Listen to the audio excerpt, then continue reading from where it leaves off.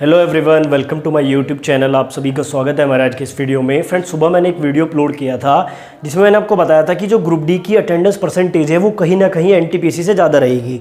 अब देखिए, उस वीडियो के नीचे इस तरह से कमेंट आए हैं। बहुत सारे स्टूडेंट की अलग अलग वहाँ पर जो है धारणा है कि इस बार जो 40% रहेगा, 50% रहेगा। देखिए, मैं अगर कोई भी वीडियो अपलोड करता हूँ तो मैं उसको एनालिसिस करने के बाद ही अपलोड करता हूँ, ठीक है। ऐसे हवा में मैं वीडियो नहीं बनाता हूँ, सारी चीज़ों को एनालाइज करता हूँ, उसके बाद ही मैं आपको कोई डाटा देता हूँ।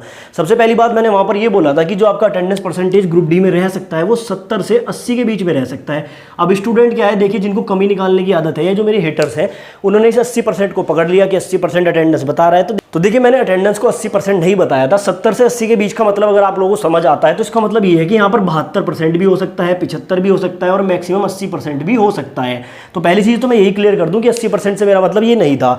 दूसरा, देखिए, अब अलग अलग तरीके से यहाँ पर जो है स्टूडेंट अपना ज्ञान देते हैं, तो ज्ञान देने से पहले कुछ चीज़ों को आप लोग अगर देख लेंगे तो ज़्यादा बेटर है। अब यहाँ पर मैं आपको समझाता हूँ कि 70% अटेंडेंस क्यों रह सकती है। देखिए, अगर बात करते हैं 2018 में जो आपकी एएलपीएन टेक्नीशियन की जो वैकेंसी आई थी वहाँ पर 77% अटेंडेंस रही थी। अब ये बातें मैं हवा में नहीं कर रहा हूँ, ना ही किसी न्यूज़पेपर के आर्टिकल पर कर रहा हूँ। स्क्रीन पर आप लोग देख लीजिए, पीआईबी की रिपोर्ट, प्रेस इन्फॉर्मेशन ब्यूरो की रिपोर्ट के आधार पर जो है सारे यहाँ पर परसेंटेज बताए गए थे। देखिए, न्यूज़पेपर में जो अटेंडेंस परसेंटेज बताया जाता है वो कभी भी एक्यूरेट नहीं होता है, ठीक है। और लेकिन यहाँ पर पीआईबी की अगर बात करते हैं तो जानते हैं कि आप लोग ऑफिशियल है बिल्कुल, तो ऑफिशियली यहाँ पर इन्होंने बताया था कि एएलपीएन टेक्नीशियन में 77% अटेंडेंस रहा था। अगर बात करते हैं ग्रुप डी 2018 में तो 61.71% अटेंडेंस का लेवल रहा था। अगर आरआरबी जेईई के एग्जाम की बात करें तो 62.5 यहाँ पर परसेंटेज रहा था। अब बात करते हैं एनटीपीसी का एग्जाम जो चल रहा है। अब आप लोगों ने भी न्यूज़ में देखा होगा 40%, 45% ऐसा बताया जा रहा है, लेकिन मैं आपको गारंटी के साथ बता दूं, देखिए, ये जो 62% आरआरबी जेईई का था और जो ग्रुप डी का 61% था, न्यूज़पेपर के जो आर्टिकल्स हैं उनमें इसे भी बहुत कम बताया गया था। 55 से 60% बताया गया था। आप लोग पुराने वीडियोस यूट्यूब पर उठाकर देख लीजिए, पुराने आर्टिकल देख लीजिए 2018-19 के, आपको पता लग जाएगा। उस टाइम पर भी क्या बताया गया था कि ग्रुप डी में मुश्किल से 50% कैंडिडेट एग्जाम दे रहे हैं, लेकिन पीआईबी की रिपोर्ट में 61% आया था। तो इतना तो आपको समझ आ गया होगा कि जो अखबार वाले आपको जो डाटा देते हैं उससे ज़्यादा ही आपका परसेंटेज रहता है। अब एनटीपीसी की मैं बात करूं तो यहाँ पर भी बताया जा रहा है कि 45 से 50% आपकी अटेंडेंस रही है, लेकिन ये भी एक्यूरेट डाटा नहीं है क्योंकि न्यूज़पेपर का डाटा है। तो इसको भी थोड़ा सा इंक्रीज करते हैं, 55 से 60% मान के चलते हैं। और चलिए, मैं इसको भी कम कर देता हूँ क्योंकि कुछ लोगों को जो है यहाँ पर संतुष्टि नहीं मिलेगी, तो मैं इसको क्या करता हूँ, यहाँ पर 50 से 55% कर देता हूँ। मान लीजिए कि 50 से 55% आपकी अटेंडेंस एनटीपीसी में रहती है।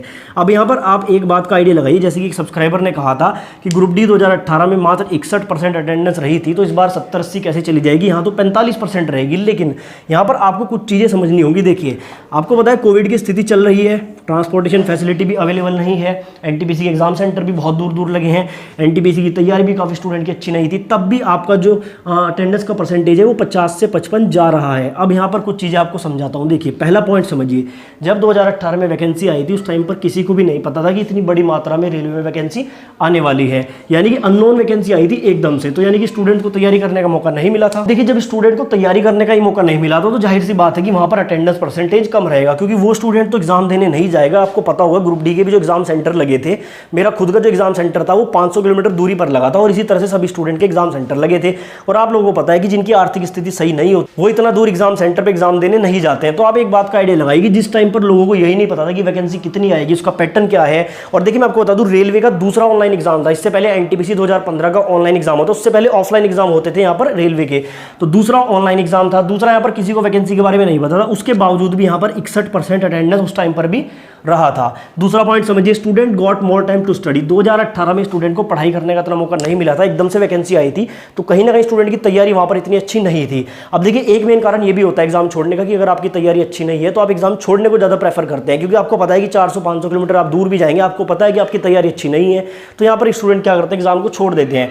इस बार आपको पता है कि यहाँ पर 2 से 2.5 साल तो बड़ी आसानी से स्टूडेंट को मिल गए तैयारी के लिए। अब किसी की तैयारी अगर अच्छी होती है तो वो कभी भी अपना एग्जाम नहीं छोड़ता है। तो यहाँ पर भी आपको पता लगता है कि अगर इस पॉइंट के आधार पर हम देखें तो अटेंडेंस का जो परसेंटेज है वो ग्रुप डी में वो थोड़ा सा हाई रहने वाला है। तीसरा पॉइंट समझिए, देखिए, no use vacancy after this exam. इतना तो आप लोगों को पता है कि इतनी बड़ी मात्रा में कोई भी वैकेंसी फ्यूचर में आपको देखने को नहीं मिलेगी।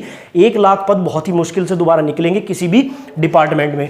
तो देखिए, इतनी यूज वैकेंसी है, सभी को पता है कि यूज वैकेंसी है और यहाँ पर जो है जॉब लगने के चांसेस भी ज़्यादा है, कट ऑफ भी लो रह सकती है। तो कहीं ना कहीं इस पॉइंट के आधार पर भी हम कह सकते हैं कि ज़्यादा स्टूडेंट एग्जाम देने जाएंगे।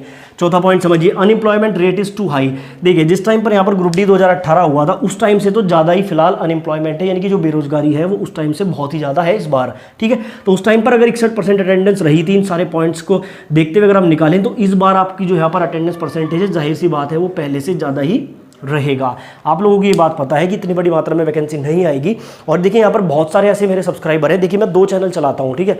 पिछला वाला जो मेरा चैनल है यानी कि बालाजी एजुकेशन वाला मेरा जो चैनल है, 2 साल से मैं उस पर काम कर रहा हूँ। मुझे पता है कितने स्टूडेंट यहाँ पर ग्रुप डी के लिए तैयारी कर रहे हैं। अब कोई भी यहाँ पर कमेंट बॉक्स में आके अपनी राय देने लगता है कि सर आपको कुछ नहीं पता है, इतनी रहेगी अटेंडेंस। भाई मैं आप लोगों से ज़्यादा कॉन्टैक्ट करता हूँ यहाँ पर स्टूडेंट के साथ, मेरा इंटरेक्शन थोड़ा ज़्यादा है, तो मुझे पता होता है कि कितने स्टूडेंट सिर्फ ग्रुप डी के लिए प्रिपरेशन कर रहे हैं। और मैं आपको बता दूँ बहुत बड़ी मात्रा में स्टूडेंट सिर्फ और सिर्फ ग्रुप डी के लिए प्रिपरेशन कर रहे हैं, जिनकी ओवर एज होने वाली है, जिनकी एज ज़्यादा हो गई है, या जो स्टूडेंट थक चुके हैं एग्जाम दे देकर, वो सिर्फ इस बात पर फोकस करके बैठे हैं कि ग्रुप डी का एग्जाम वो क्लियर कर लेंगे। क्यों उन्हें ऐसा लगता है? क्योंकि देखिए आपका जो एग्जाम है वो कहीं ना कहीं बाकी एग्जाम से ईजी है, एनटीपीसी के एग्जाम से तो बहुत ही ज़्यादा ईजी है आपका ग्रुप डी का एग्जाम। ठीक है, और ये बात भी जो है एक पढ़ने वाले स्टूडेंट को पता होती है कि अगर वो ग्रुप डी में ज्वाइन कर लेगा तो जाहिर सी बात है प्रमोशन लेकर वो एनटीपीसी में भी जा सकता है। यहाँ पर जब मैंने सुबह वाले वीडियो में ये बात बोली थी कि जो एनटीपीसी का एग्जाम प्रोसेस है वो टिपिकल है, इसलिए इसको जो है एग्जाम को छोड़ देते हैं स्टूडेंट जिनकी तैयारी अच्छी नहीं होती है, तो काफ़ी लोगों ने वहाँ पर अपना ज्ञान जो है दिया था। तो ज्ञान देने से पहले आप लोग थोड़ी सी चीज़ों को सोचा करिए। देखिए जो ग्रुप डी का एग्जाम है वो जाहिर सी बात है कि बहुत ही ईजी है। यहाँ पर 2 स्टेप में आपका एग्जाम कंप्लीट हो रहा है, पीटी देना है आपको, एग्जाम देना है, डीवी मेडिकल के बाद आपको जॉब मिल जाएगी। एनटीपीसी में थोड़ा सा प्रोसेस डिले, हालांकि देखिए जो यहाँ पर फोकस करके चल रहा है सिर्फ एनटीपीसी को, तो जाहिर सी बात है वो तो देगा ही, लेकिन फिर भी यहाँ पर बहुत सारे ऐसे स्टूडेंट हैं जो ग्रुप डी को ज़्यादा प्रेफर करते हैं क्योंकि उन्हें पता है कि यहाँ पर जॉब लेना थोड़ा सा आसान है। 2 स्टेप में आपका एग्जाम कंप्लीट होता है। अब ये 5 पॉइंट आप एक बार देखिए और समझिए यहाँ पर इन सभी को देखते हुए आपको क्या लगता है। अब यहाँ पर मैं आपको दोबारा से ये नहीं बताऊंगा कि अटेंडेंस परसेंटेज जो है हाई रहेगा, आप खुद इस बात से आइडिया लगाइए। तो देखिए ग्रुप डी 2018 में अगर बात करें तो 61 यानी कि आप कह सकते हैं लगभग 62% अटेंडेंस रही थी, जबकि उस टाइम पर लोगों को ये भी नहीं पता था कि वैकेंसी आएगी, ना ही किसी के पास तैयारी का टाइम था, तब भी 61% अटेंडेंस रही थी। इस बार तो लोगों को पता है कि वैकेंसी थी और इतनी ज़्यादा तैयारी भी करी है स्टूडेंट ने, तो कहीं ना कहीं इन सारी चीज़ों को देखते हुए ये बात तो आपको समझनी होगी कि जो आपका अटेंडेंस परसेंटेज है वो पहले से भी ज़्यादा रहेगा, यानी कि 61 से तो ज़्यादा ही रहेगा और एनटीपीसी से भी डेफिनेटली ज़्यादा ही रहेगा। अब यहाँ पर 70 से 80 बीच में मेरा कहने का मतलब सिर्फ यही था कि मैक्सिमम 80% तक जा सकता है किसी एक आध जोन में।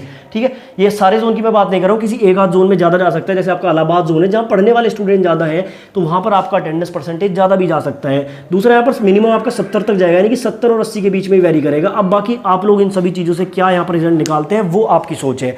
ठीक है, मैंने आपको बता दिया सारा एनालिसिस करके, इन बातों से आपको समझ आया होगा।